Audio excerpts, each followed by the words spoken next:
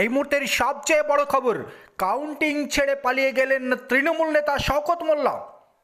ভাঙড়ে নওশাদ সিদ্দিকীর বিরুদ্ধে হেভিওয়েট তৃণমূল প্রার্থী শওকত মোল্লা শেষমেশ কাউন্টিং ছেড়ে পালিয়ে গেলেন। এই মুহূর্তের সবচেয়ে বড় খবর, ইতিমধ্যেই আইএসএফের কর্মী সমর্থকরা গণনা কেন্দ্রের সামনে কার্যত আতশবাজি ফোটাচ্ছেন এবং জয়ের আনন্দে উল্লাসে ফেটে পড়েছেন।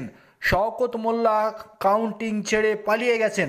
আজকের সবচেয়ে বড় খবর, কাউন্টিং টেবিল ছেড়ে পালিয়ে গেছেন শওকত মোল্লা। তৃণমূলের হেভিওয়েট শওকত মোল্লা কাউন্টিং ছেড়ে পালিয়ে গেছেন।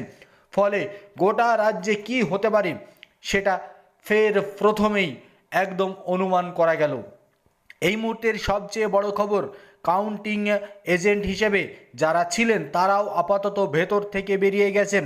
শওকত মোল্লা সরাসরি নির্বাচনের গণনা কেন্দ্রে কাউন্টিংয়ের টেবিল থেকে বেরিয়ে গেছেন। এই মুহূর্তের বিগ ব্রেকিং নিউজ, গোটা ভাঙড় জুড়ে, গোটা রাজ্য জুড়ে আইএসএফের কর্মী সমর্থকরা বিজয় উল্লাসে মেতে উঠেছেন। এই মুহূর্তের বিগ ব্রেকিং নিউজ।